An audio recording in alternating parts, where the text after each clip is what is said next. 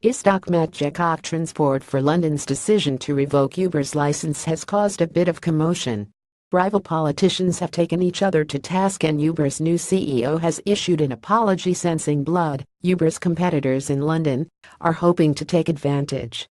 Almost immediately after TfL's decision, private hire firm Metaxi cut its fares in half and has members of staff on Oxford Street handing out business cards and promotional materials. Taxify, which faces its own TfL investigation, restated its UK ambitions promising cheaper prices than Uber. Uber's biggest rival Lyft is looking at London, while little-known Via is also in discussions with TfL. While Uber remains dominant, the ride-sharing market in London suddenly being swamped with competition. How to fix Uber the taxi business is quite unusual, says Alex de Telbom, an associate professor of economics at the University of Oxford. He explains the sector largely relies on people who need a ride in that moment, meaning it will never be truly competitive. The way that platform markets work is they have a network effect, and they lock their customers in, he says. In economics, the network effect is when services or goods becomes more valuable as more people use them. For Uber and its competitors, this means reaching a scale where it can be the most efficient for customers. A service with more drivers on its network can get vehicles to people with less waiting time. Equally, to reach scale, ride-sharing services need to attract customers and drivers. For those trying to break into London, this means being cheaper than Uber. And, of course, Uber rose to the top in London, partly because it was cheaper than black cabs. Taxify says it will always be cheaper than Uber, and at the time of launch, similarly to Metaxi's discount, offered fares that were 50% cheaper. In May 2016, both Uber and Lyft pulled out of Austin, Texas, after failing to agree on fingerprinting regulations for drivers with city officials. In response, a new wave of ride-sharing startups launched in the area. These included Fasten, Fare, and nonprofit Ride Austin, all of which take a lower commission rate from drivers. In May 2017, 1 year after they quit Austin, Uber and Lyft returned to the city. Unfortunately, we are unable to endure the recent loss of business, the creators of Fare wrote in a statement as they closed the business.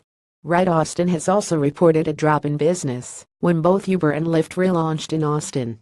The situation in London may not be any different. My fear is the network effect, and the way these platforms work means there isn't space for all of these operators, says Duncan McCann, a researcher at think tank New Economics Foundation. There are many reasons why a new customer would be convinced to use a specific app. Despite having dominance in multiple markets it operates in, Uber has yet to make a profit. During the first 3 months of 2017 it lost $708 million, £528 million. Despite its apparent toxic culture and regulatory failings, customers haven't been put off Uber. The public petition following TfL's decision, started by Uber, has been signed by almost 800,000 people in London.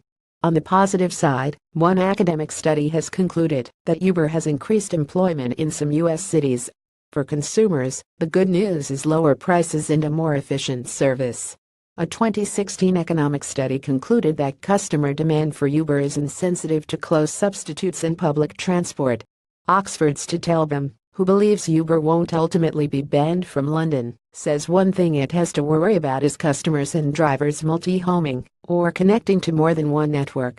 Once the customers begin multi-homing, then you really might start hemorrhaging your base, he says.